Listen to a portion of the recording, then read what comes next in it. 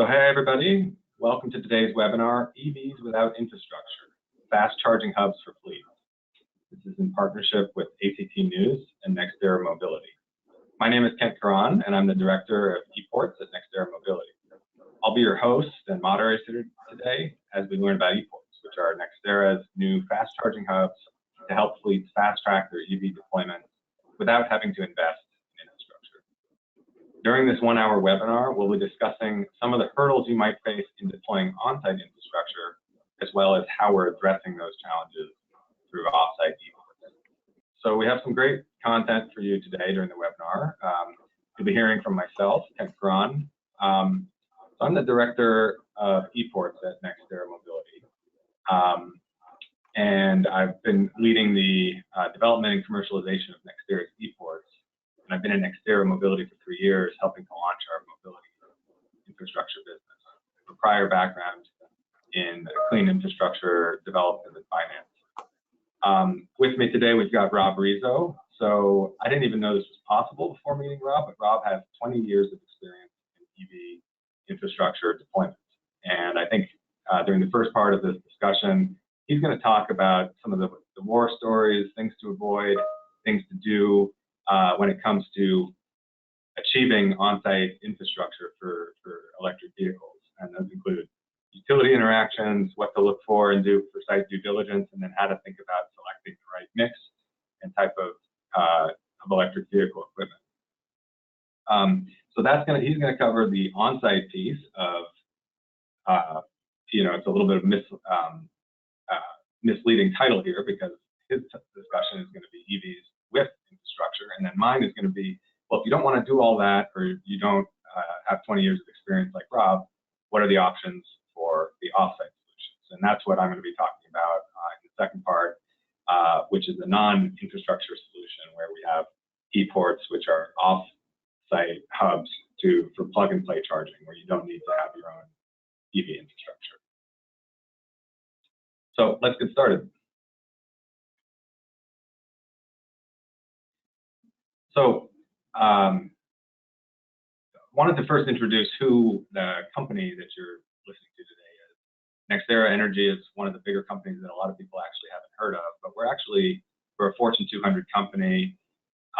We have invested over time about $140 billion in assets and invest about $30 billion per year. We're the largest clean energy infrastructure developer, owner, operator in the world. We're the #1 in utility scale solar, utility scale wind, battery energy storage deployment, and we also own and operate Florida's largest utility, Florida Power and Light. So we have the utility perspective and manage one of the United States' largest utilities, and then we're an independent developer that does projects in virtually every state and in Canadian province. In addition to the large-scale deployments of clean energy infrastructure, we have a distributed generation team under which mobility infrastructure sits. So distributed generation can come on to corporate and municipal properties and do behind-the-meter energy deployments to save costs on electricity, green out the company's load. And then in addition, we can look at other parts of the non-building load, such as the fleet. And that's really why we launched several years ago this mobility infrastructure business. Next slide, please. So within NextEra Mobility, we basically do 4 things. So the first is we acquired in 2020 EIQ Mobility, which is the leading total cost of ownership fleet assessment software. So if you have a fleet of 1,000 vehicles and you want to know what 100 vehicles should I start with, this is a service that can tell you which have a total cost of ownership that's better than diesel or gasoline, and which vehicles are technically feasible to convert, and which vehicle models and configurations to deploy. So if you're looking kind of for advisory on the roadmap for EV, that's what we specialize in, and we've done that service for almost 500,000 vehicles today. Then there's the infrastructure. So once you've got the advisory roadmap, actually figuring out how to get the infrastructure so you can have the running. So we have infrastructure as a service. Broadly speaking, that is infrastructure on one customer site. So one customer, one depot, and that's primarily the lens at which Rob is going to talk today about how to efficiently and effectively and in a cost-effective, timely manner put infrastructure on your site. But then for the many reasons that on-site infrastructure may not be the right solution for fleet electrification, we have two complementary product offerings. So the first is for over-the-road highway, primarily heavier vehicles.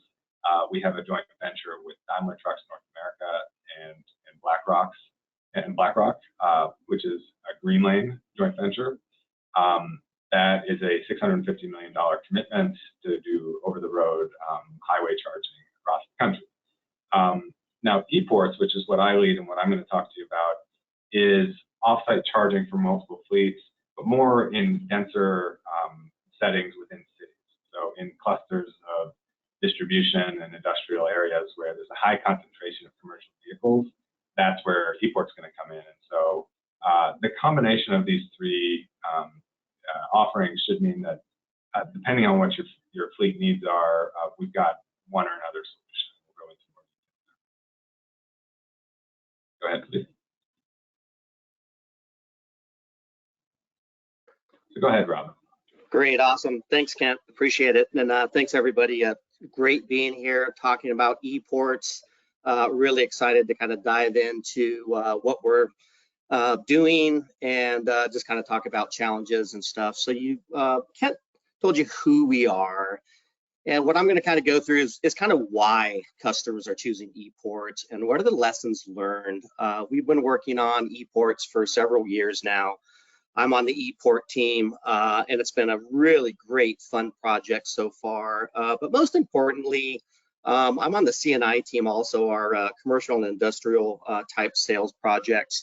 And there's a lot of really great lessons learned that we've learned from our C&I customers, which has really helped us build into the ePorts different issues, essentially, grabbing those and really looking at why ePorts are really going to be favorable and why they're working. So what I wanted to do is just kind of work through and walk through the fleet owner on-site challenges and the problems that they're having on, and looking at these problems, identifying the issues on why ePorts are really going to be substantial as a business model.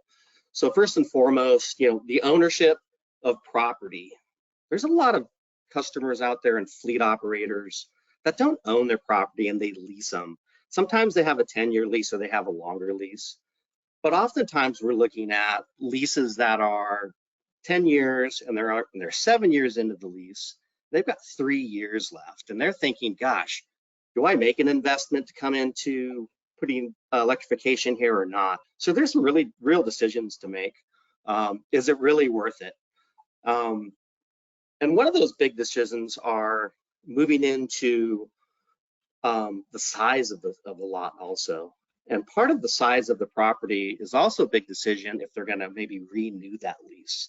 Many of these leases, and when owners catch wind potentially that they're looking to do fleet electrification on their properties, landlord may up the ante for what that monthly, yearly, or that 10-year lease may be if they're going to go ahead and renew that. So we have a customer, for example, that identified that they wanted to put fleet electrification at their property. They have just a few years left. They already got wind from the landowner that they're going to be raising the lease on them. So they may or may not move forward with that particular location. The other items that we're looking at too are existing utility service. There may not be enough and sufficient energy at that particular location. It may not be wise to make that investment if they truly can't get enough utility there. So it's another reason why people are looking at ePorts. And then EV fleet size and CapEx costs are really important. Whether you have a small fleet or you have a larger fleet, typically the smaller fleets, maybe up to 10 or 15 vehicles, may not want to spend that CapEx dollars to do that. If there's no utility incentives to incentivize that installation, it may not be worthwhile for them to electrify their fleet at a particular location. So it's another great reason on why to use an ePort. And then internal buy-in. We're seeing pushback from different sustainability officers when they have their plans and they're bringing it into the organization to say, we're going to do fleet electrification. And they're getting some pushback. Either it's from their real estate division. It could also be from the facilities departments that say, gosh, maybe we don't have enough room to put electrics in. We're not really going to support it. So there's a lot of pushback internally that a lot of these organizations are seeing. So we're working through some of those on our C&I side. But again, just another great reason to use an ePort. Next slide, please.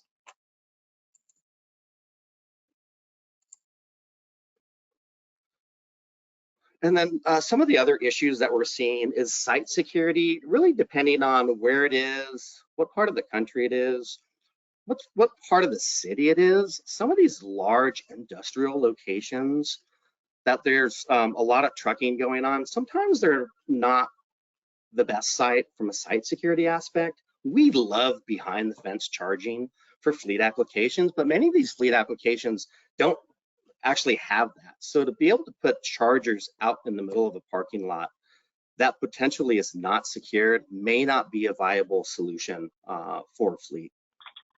Could be vandalism. They may run into other issues with that.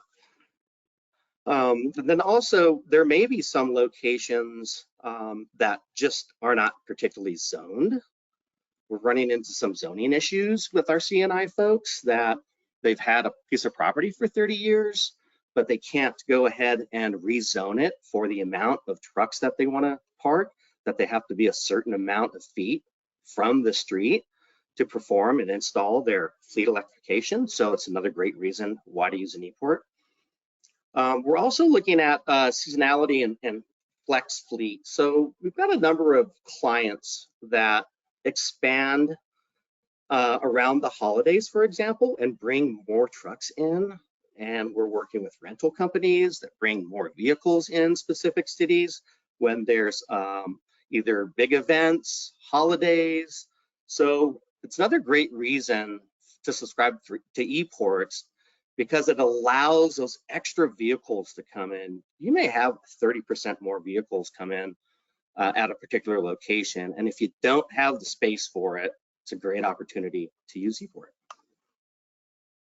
And then some of the, as we're looking at particularly the early stages of companies looking at fleet electrification, it may just be too early for them for the investment. Some of these take a few years to look at and to plan and really get a buy-in from their organization, but it might just be too early for them. So they may elect not to do it. They may elect to do a pilot program first, utilize an ePort for that charging without having to make that investment till they really make a decision. And then kind of lastly on the problem is kind of the lack of skills and bandwidth for EVSE projects. Again, we work with a lot of sustainability officers that they have a full-time job and they don't have time for project management. They don't have time for contracting and all the procurement and everything that goes with it. So it's really important for them to kind of pass that on to somebody else, and they may just not have the skills or the wherewithal within that company to do that. So they may elect just not to do the fleet electrification project. Another great reason to go to ePort. Next slide, please. And then these are lengthy projects for fleet electrification for the normal C&I. The pure process and the time that it takes to go through from site selection to installation and commissioning can be anywhere from 18 months to 36 months. Sometimes if a utility is working with you early and they have a specific type of program, that can go a little bit faster than a traditional. But typically the site selection and approval process, if you're a large fleet and you have many locations, just deciding which location you want to electrify your fleet and get those approvals can take 3 to 6 months. Equipment selection, what type of equipment are they going to use? They don't really know. They have a number of different types of vehicles that they have. They have different routes. If they're not going to do an advisory piece like we offer from NextEra Energy, they're kind of shooting darts at a board, and they're not really sure how many chargers, what size are they, don't really know what to do. The design and engineering and procurement, that can also take 3 months to design the site. Go back to the utility. If the utility is engaged, they may take 3 to 6 months also to get information back to you. So now we're adding into, we're getting close to 9 months, getting close to a year. Permitting and service connection. Permitting, if anybody's gone through permitting before in their life, they know it takes a while. Every AHJ is not created equally. If you're doing 1 or 2 DC fast chargers, maybe you can get that through if you have some headroom at your location, and maybe it's an over-the-counter permit if it's below a certain amount of ampacity. Probably not. You're probably going to go through a 3 to 6 month permitting process. Specifically, if you are in a particular area in a city that has some county governance, you may have to go through a city and a county approval for all stages of the permitting process. Service connection too, working with the utility, that can take some time. If anybody's done any installations in the past, it definitely can take up to 18 months, could be 24 months. And then the installation and commissioning, making sure you've got the right type of installation teams and commissioning teams and the software you're going to choose. All of those are all challenges, and all of those take long lead times. Again, that could be 18 months to 36 months. Another great reason to use ePorts. Next slide, Rob, please. just a comment on that. I mean, not all of these things are necessarily in series, so it's not all going to stack up. But what we've heard from some customers is if you're doing it for the first or second time, it's really hard to efficiently line it up in parallel so it doesn't just drag on and on. Yeah, if they don't have the right guidance and don't have the correct partner, that can be a very long process, absolutely. Next slide, please. So with that, wanted to bring up a little bit, kind of working through different utility items and some of the challenges. We know that EV charging causes a significant increase in site energy usage. Typically, we'll need a utility upgrade. Again, if you're just putting in a few chargers because you have a very tiny fleet, you could do that from a CNI aspect, but typically you're going to need utility, and you have to work through those issues, and you have to look at them early, and you have to get engaged with the utility early. We get engaged with the utility very early on all of our projects because the lead time for permits and the approvals, as I mentioned previously, can take quite a long time. And again, most likely they will need to upgrade the grid. Sometimes the substations too. And then I'll talk a little bit about on our next slide what we're doing to work around some of those items. And then most importantly, complex issues related to incentives and regulatory compliance. They can be difficult. Looking at specific incentives, it really takes experts to help you walk through that. A lot of the utilities we're working with have great programs. They have very knowledgeable people that help us every day, but it's very important to, if you're going to do a CNI project, to get engaged with that. But a lot of people throw their hands up and say, forget it, I don't want to do it. So it's just another great reason why to use ePort. Next slide, please. So how we respond to those challenges is actually pretty unique. We own Florida Power Light. Florida Power Light serves millions of customers in the state of Florida.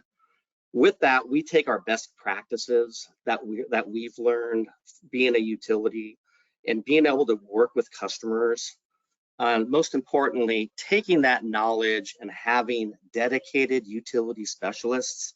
So as we're looking at putting in ePorts throughout the country, we're getting engaged early and having those specialists look at the grid, look for power that's available for us, being able to have those conversations early with the utilities to see if there is any upgrades potentially planned, if they can advise if there is, And maybe that's an opportunity for us to move forward with the project, or maybe not move forward with the project. Most importantly, those make-ready incentives that I talked about. We have a complete team that's all they do is work on utility incentives across the country. We also keep those incentives updated about every 30 days. So as we are looking at specific locations, there are some specific, if there is specific make-ready incentives that we can take advantage of, we certainly will. And then bringing power where it doesn't exist. The picture you see here is called a mainspring linear generator. Oftentimes, if we have a location that we really like, but the utility says you need 5 megawatts, sorry, we've got maybe 1 or 2 for you.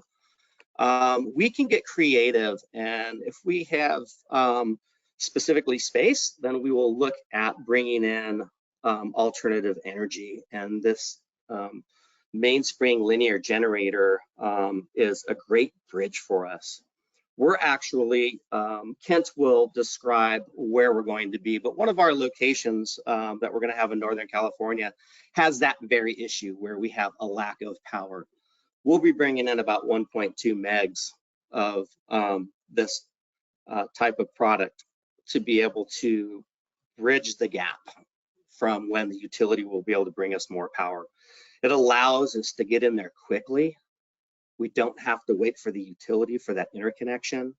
We can basically set up, go through the permitting process and get our units in and get us going down the road and charging. Really, really important for us. Next slide, please. So as we close this out, our approach to engineering an e-port is really important for us. And again, starting early and really designing with safety in mind. Safety is the #1 thing that we look at NextEra Energy. You know, owning a utility, and as Kent mentioned, doing $30 billion in improvements every year. There's a lot going on. We have to be safe in everything we do. Most importantly, creating a safe e-port site and making sure that it's safe and secure. So that's first and foremost on our mind. Also, starting with an energy study is really important for us, specifically to know types of vehicles that we're going to have, and most importantly, who potentially is going to be in that e-port environment for us. Light duty, medium duty, heavy duty, being able to analyze that is very important for us. And the development and permitting and procurement. Since we do a lot of building and we do a lot of different types of construction throughout the country, we work really close with third-party and early-stage engineering to support our development and procurement. We have some of the best providers, contractors in the country. We work primarily with union labor throughout the United States with the IBEW. Just has a very good, solid background, those construction teams. And then two most important things is really leveraging NextEra's supply and schedule advantages. So if you can imagine, we do $30 billion in building per year. We've got some pretty good leverage when we start specifying and working with OEMs for EVSE equipment, switch gears, transformers. If we need to do maybe a high voltage line because we are going to put in 10 or 15 megs at a particular site, we may be electing to do a Rule 29, for example, where we do high voltage. We supply the transformers, we supply the switch gear. Since we buy a lot of product from these big OEMs, we're able to get those in a very timely manner for many of our projects, which really helps us push our e-port projects faster and a lot, really an expedited time frame. It helps us out tremendously. And then the design and efficiency is really important for us, really specifying the right equipment. Typically, we will specify 160 kW and 340 kW type of units. We are looking at MCS megawatt charging. So that's going to be really exciting. Probably 2 years down the line, you know, we're also looking at the North American charging standard, NACS, being able to have very efficient design, being able to flex to be able to replace cables. Most importantly, being able to change equipment out as needed and upgrade those specific types of equipment as needed. We're also utilizing our state-of-the-art software, Zevi. Zevi is our specific software that's designed by NextEra Energy, which manages for best optimization throughout our site, helps us with utility pricing, and is going to be a very great tool for us moving forward. And then bringing in resiliency for efficiency and minimal disruptions. As I mentioned, that mainspring unit, really important for us to be able to have some resiliency and to be able to have minimal disruptions as we're looking at maybe potential power outages, or most importantly, not having the right power when we need to start. So, you heard why, and you kind of heard how we're engineering these sites. And then just kind of moving forward, we'll let Kent tell us what we're doing with our ePorts and where we are planning for our first locations. And then we'll circle back around with question and answers at the end. It's all yours, Kent.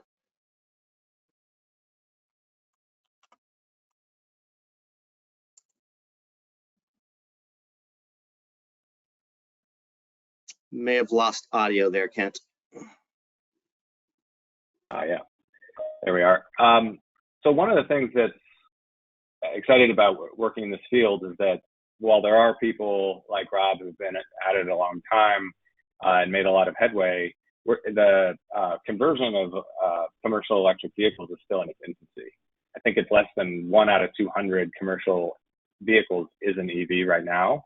That's just the tip of the iceberg. And with more vehicle availability and regulations and incentives, that's going to change pretty rapidly. And so, you know, there's early solutions that have been put into here, especially around on-site charging for depots. But it's really going to take a patchwork as we go from niche, small pilot deployments into kind of mass electrification when we go to 20%, 40%, ultimately 100% electric vehicles for commercial. So it's going to be, some things are going to work for some portions of fleets that don't work for others. And ePorts, which we'll get into, are a good complement to other solutions that may be brought to bear. So for the depot charging, there may be sites that your fleet owns that have space, that happen to be well situated with the utility, and that makes sense, and you've got the bandwidth to deploy chargers, and it makes sense to have your operations charge on that site. But there may be others that, for example, make more sense for take-home vehicles. A lot of fleets send their vehicles home. There's going to be challenges there, though. As you electrify, it's most optimal for single-family homes. It's a little bit harder to have home charging for multifamily units. And employees churn a lot, so you're investing permanent infrastructure onto those. So, you know, the way that those vehicles dwell and get charged, we're seeing with a lot of customers is getting scrambled up a little bit. And then there may be other solutions. I mean, there is public charging right now, but a lot of the public charging networks, you know, aren't really well formatted for larger vehicles. And it may not be a good solution to have fleets show up and have the drivers risk waiting in a long line for chargers at a certain time of day. So, you know, it's going to take a range of options. In many cases, no one style of solution for charging is going to necessarily dominate a single fleet. But what we've seen is there's a significant kind of gap in a lack of fleet-focused off-site charging infrastructure, and that's what we've put together here. So go ahead, please. So what is an ePort? So ePorts are primarily in urban environments where there's a density of commercial traffic. They tend to be around the 2 to 5 acre range, so a little bit bigger than what you'd normally see, say, in a retail parking lot for public charging. and then going to be smaller than some of the large highway charging stations that will emerge, for example, in our joint venture with Greenlane. They're situated just like you would expect, a lot of industrial property, very good access to major roadways and transportation hubs. And critically, they're designed and operated in a way that really maximizes the number of vehicles that can be serviced per day. If we're going to have high commercial EV penetration, it's going to be just economically infeasible. It's going to be way too expensive if you have one charger, one stall everywhere for one vehicle. What we do is we're trying to take the relatively valuable urban space and compress the number of vehicles that can be serviced by servicing different types of vehicles at different times of the day with a different style of service. And we'll get into what some of that might look like. But the net effect is, for a site that might have 40, 50, or 60 charging units, we can get a high multiple of that charged in and out of the site per day, which has the effect of reducing the total cost of charging and running that EV. And making it feasible to convert as quickly as possible. And so to do this, we need complementary types of fleets to subscribe to the site over the course of the day and the year. And to do that, we focus on a variety of types of vehicle classes. So we're not just trucks, or we're not just passenger sedans. We're really, in most of these sites, with a few exceptions, servicing all types of vehicles. And then for our customers, a lot of the constraints that Rob raised, this is exactly trying to make an easy button for fleets here. So if you've got real estate constraints, maybe you don't own the site, maybe you don't have a lot of real estate, your vehicles are dispersed and there's no clear place where it's obvious you would put chargers. Maybe you have a depot, but you're not sure if you're going to be there indefinitely, and also the feedback you've gotten from the utility is that it's going to be a long time to get power. And then I honestly think the biggest one for all but a few of the very largest fleets is just all the challenges and bandwidth that Rob described to actually pull one of these projects off. It's difficult. It's not easy, and the people that are focused on efficient operations of fleets don't necessarily have that experience. And if you think about how conventional vehicles got implemented, there was a time when every fleet in, say, the 1910s would have had their own fueling depot and their own distribution center, but ultimately people just started developing gas stations, and it became unreasonable to expect every business to kind of develop, own, and operate their own gas station. Obviously some do to this day, but most don't. And so that evolution makes a lot of sense for electric, and that's essentially what ePorts are, although with a fleet focus here. So our goal is to make it operationally easy for you to have EVs, right? The hardest part should be getting the EVs. The easier part should be adopting your operations and getting into an ePort charging hub, and you have sort of an easy button for a subscribed charging experience. We also want to make it as reliable as possible. So a huge knock on the charging industry to date is the chargers keep breaking. They're not reliable, not well maintained. We have, with this multi-acre site, we've got on-site attendants. We have economies of scale to really be having both human and digital management of the chargers to make sure that they're operating efficiently. And there's also a lot of chargers. So there'll be redundancy if one of them does happen to go down. There's always a sort of backup charger right there. So, and then we also have, on a lot of these sites, on-site generation, which means that even if the grid goes down, we'll still have power. So we're trying to mature the industry by having efficient and scaled operation that actually makes commercial EVs ready for prime time. Okay, go ahead. So maybe to make this real, we'll go to kind of our earliest development site. This is our 3.2 acre site in Oakland, California. It's along Hegenberger Road. So it's located basically about a half mile away from the 880, so the major interstate highway, all along the East Bay and leading into the bridges into the peninsula in San Francisco, and then also right near the Oakland airport and close to a lot of the warehouse distribution center and in light industrial areas of the East Bay.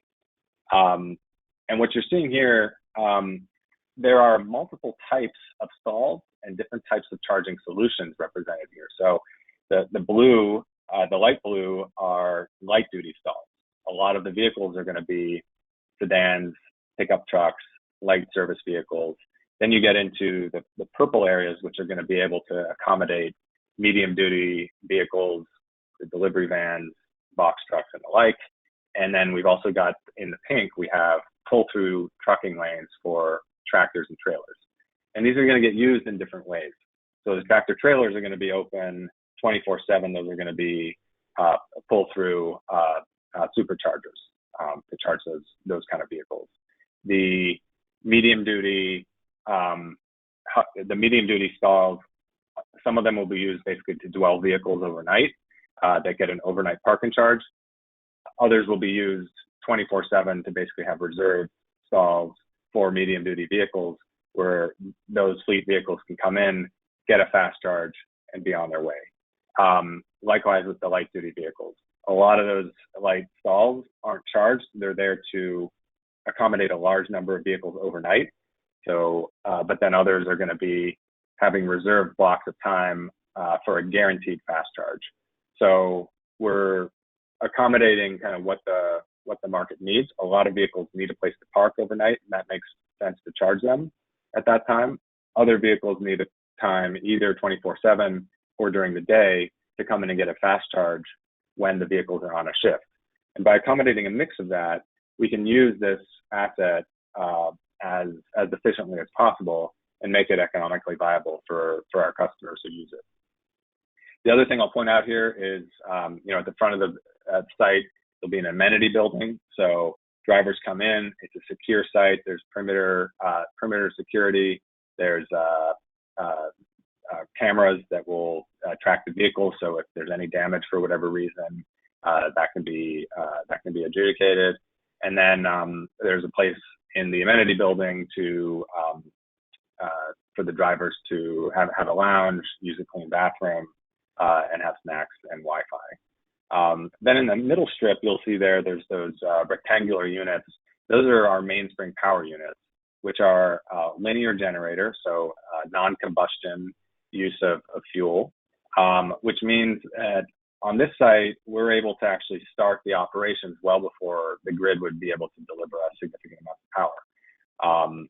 And in addition, that's also going to drive down our energy costs on the site, and it provides backup resiliency. So if there is a power shutdown in the East Bay in California, which unfortunately is not a theoretic possibility, much of this site, the majority of the load can still be served, which is a huge advantage for fleets that have critical operations and need to be on the road, even in a power shutdown.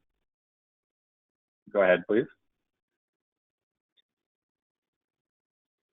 So the two basic models, the ways to use this site, right? The problems we're trying to solve. So one is the reserved fast charger. So you're a fleet, you've got 50 vehicles in that area, and you would prefer not to have 50 chargers or need all that space, because charging is going to happen kind of over the course of a work day or maybe around the clock. So you reserved 4, 5, 6, whatever makes sense, fast chargers, and then you can optimize your fleet operations to send those vehicles to charge at the time that makes sense in their daily routes. And so you're paying $1 per stall. You're paying for the right for your fleet and only your fleet to use the site, but because you're cycling a number of vehicles through that, the cost for you actually goes down. And then the second way, a lot of vehicles don't just need to charge, they also naturally need a place to dwell overnight. So we've designed these sites both operationally as well as the layout to accommodate the maximum possible number of overnight park and charge. And again, this is not there's a level 2 charger, one stall, one vehicle. There are a bunch of fast chargers, and we cycle with attendants over the course of the evening, trying to push down the total cost of energy, the overnight park and charge operation. So, and again, driving those economics down for our customers who use this. So we also want to make it really easy for the drivers, right? a lot of these drivers, if they're using the overnight park and charge, they're not even going to need to touch or fiddle with any chargers. They drop the vehicle off at the front of the site. That vehicle gets charged by an attendant between then and the early morning. That vehicle is ready to be picked up, and then that driver can also bring their personal vehicle there and leave it during the day. So it's a cycling of that day and night operation to optimize for the natural needs of many fleet operations. So the reserve chargers there's reserve blocks that can be done just during the daytime shift. There's others that are going to be available for 24/7. There's even some that we're opening up just for what we call the graveyard shift. So if you want a really bargain basement cost of energy and a reservation, and you have fleet operations where it's, drivers are using vehicles off hours, if you want to reserve those for, the late evening to the early morning, we have that option as well. The key is this is a site that we want to be used to the max so that the costs for the customers can be driven down. Go ahead. So as I mentioned, by having economies of scale here, multiple acres, we can offer a level of service that you may not see on a much smaller hub, or certainly that you'd have on site for a depot. So there's dedicated amenities, Wi-Fi, seating, snacks, bathroom, all that. And then there's site safety. So we can monitor the site remotely, and there will always be at least one on-site attendant during the peak sort of evening shift when a lot of cohorts of vehicles are going to need to be charging. There'll be certainly many more than one attendant, but there'll always be a human on the site, which is helpful for security and just general site operation. And then we'll have these be set up to handle any damage or insurance claims in the off chance it does happen. And then we'll be able to, at certain points in the day, actually control the perimeter access, and we'll be able to monitor which vehicles come on site with unique license plate identifiers. So go ahead, please. So we're, as I mentioned in the beginning, NextEra is a very large energy company. We're a major clean energy developer. So everything that we do, we're kind of looking to do on a large scale. We have a vision that this type of e-port development is ultimately going to be needed in virtually every urban market. That being said, we're starting in the markets where there's the most early critical mass of commercial electric vehicle penetration. And so those are really, to date, the focus has been on California and New York. That being said, we have our eye on many other markets well beyond there. So the first site is the one that I showed you the layout. That's in Oakland, California, right near the Oakland airport. And in Southern California, we're working on even larger deployments in Carson and Fontana. And then we have a development in the city of New York as well, almost as large as the Oakland one. So these are likely to be online the very tail end of 2024. And we're already starting to get good engagement from customers here, folks that clearly see the need for kind of an easy button here for charging at a professional level with economies of scale. And we're definitely interested in broadening that conversation and meeting more varied types of customers. We're seeing very aggressive early interest on some of these sites, the ones that we've started to market. So really looking forward to speaking with as many folks as possible, and thanks again for your attention. I think with that we can jump into a couple of questions. So a number have come in, kind of I've been eyeing them as we've gone along. I think an interesting one is somebody asked, how small is too small for a fleet? So, I'll say some of the customers we're talking to are very large. They would use many dozen vehicles per site all in one go. But the beauty of this e-port is that we can provide the same level of service to a fleet that's got locally on one site, 5, 3, even 1 vehicle, because it's all basically the same product. So if that's an overnight stall reservation, we can still serve those vehicles. It's just a smaller number of vehicles, and we can subscribe a reserve stall that's as few as 1 stall for part of the day even. So we can really, we're a scaled operation where we can aggregate even smaller customers and serve you even if in each market you don't have many vehicles. And that's an advantage because let's say you're that fleet locally that has 5 vehicles, it's going to be a lot of headache to do a dedicated charger deployment on your site. Chances are, you may not have a long-term site control on that property. So yeah, we can serve those smaller customers.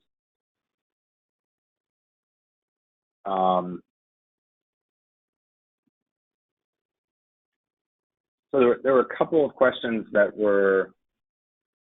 started coming in after I showed the map, which were, I'm from X location, can you build an e-port in this location? And I'd say the answer broadly is yes. What's going to determine how quickly we do that is there an anchor customer early on that has an interest in it, that can describe to us what they need out of an e-port. We can kind of build it around them or those early fleets, and we can accelerate the development of that piece. So the short answer is yes, we can and will build an e-port. The quickness of us bringing that to market will really depend on, are there the right mixture of customers who will come forward on this.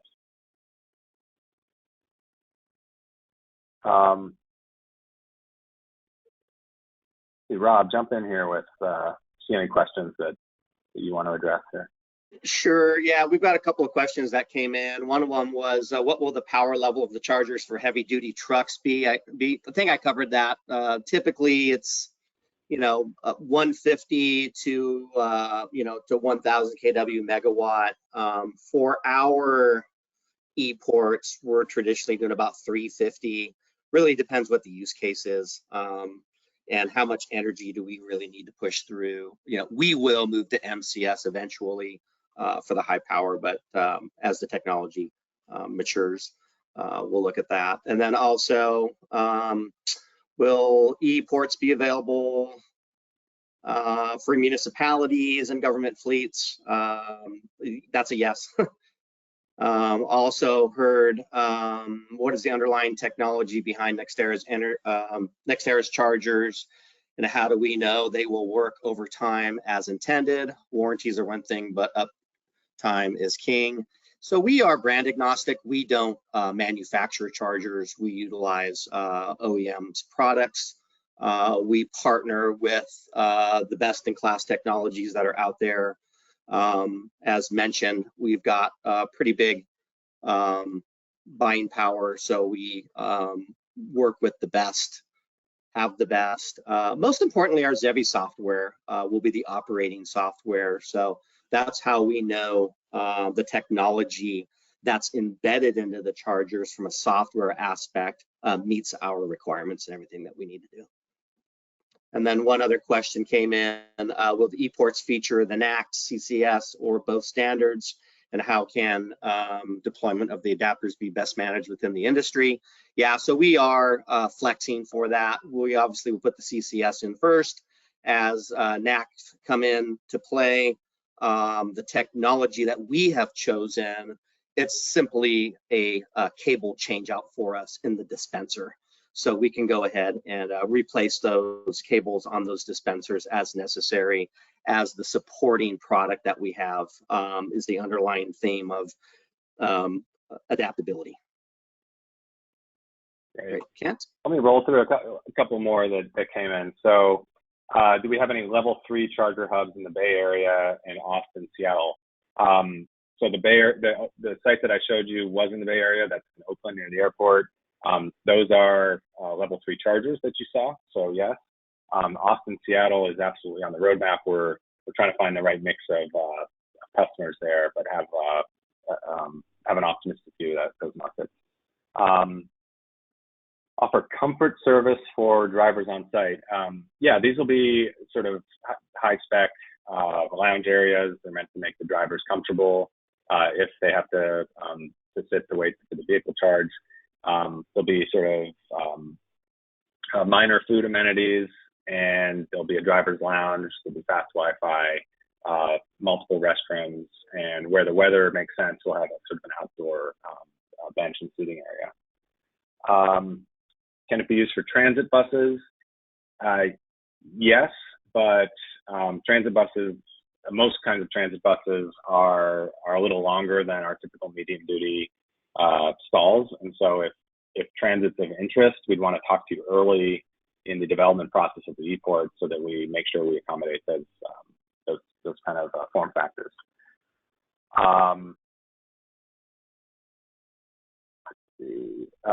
So in terms of, somebody asked about kind of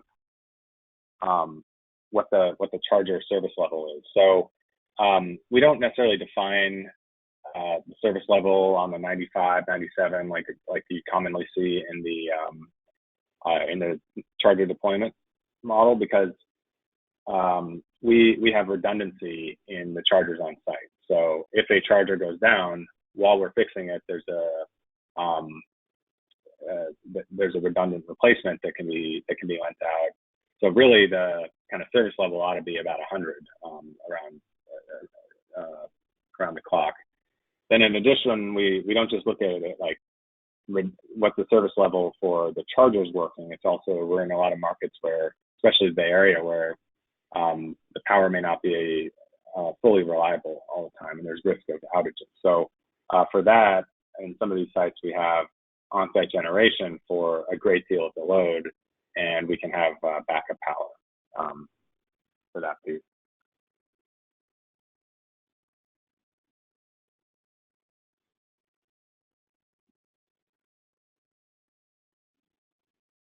Somebody asked about those mainspring units, how are they powered? So starting out, they're going to work off of grid gas, natural gas. Now, that being said, the way that the mainspring works, it's a much lower greenhouse gas profile, and really get close to parity with the grid, which is already a pretty clean grid in Northern California. Over time, we can progressively inject other types of fuel. It's a totally flex fuel application, and we can bring that greenhouse gas footprint down.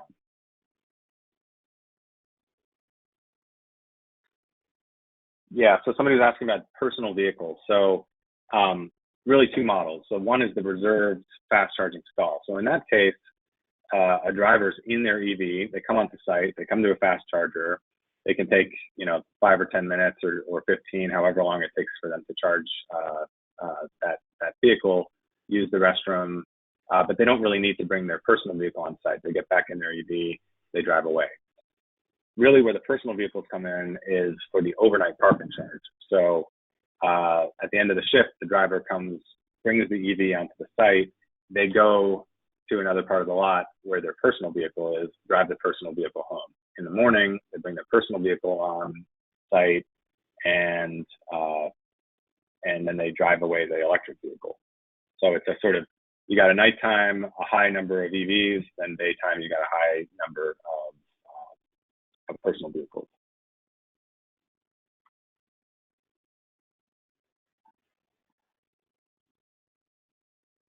I've got one here that came in. Does NextEra consult with others on sites, or do you only build, own, and operate?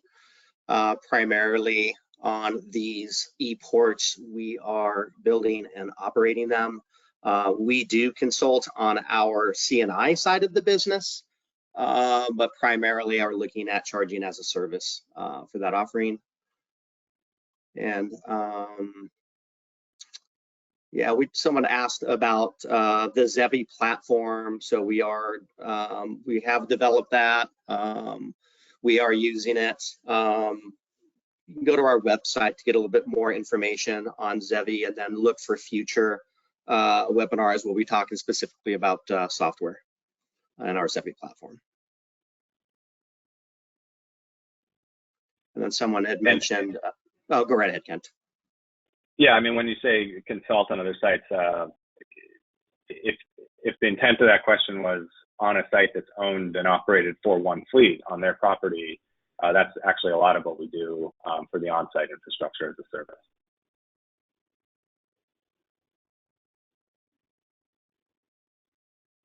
Somebody asked about the term of the subscription. So, you know, in the early days, this is a, you know, kind of newer service. Everybody's learning as the market goes on. So we'll look at, you know, somewhat shorter terms. We don't necessarily expect folks to be signed up, you know, for a decade or more. Over time, though, we'll need to make sure that if we're kind of reserving these stalls, that there's long-term, you know, 5 years or more certainty on who's using them. And likewise, a lot of the purpose of this is going to be to lock in pricing for the fleet operators. So, you know, increasingly, I think fleets will want to have some certainty in operation. So, again, really appreciate everybody's thoughtful comments here, and for the opportunity to talk to you today. We really encourage you, if you have further questions, to reach out to us. But once again, thanks so much for joining us. Enjoy the rest of your week and take care.